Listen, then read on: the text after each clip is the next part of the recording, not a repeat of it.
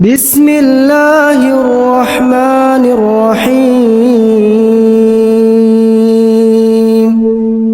اقرأ باسم ربك الذي خلق خلق الإنسان من علق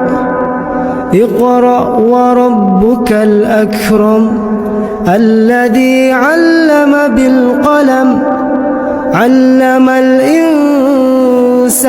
ما لم يعلم كلا إن الإنسان ليطغى أن رآه استغنى إن إلى ربك رجعا أرأيت الذي ينهى عبدا إذا صلى أرأيت إن كان على الهدى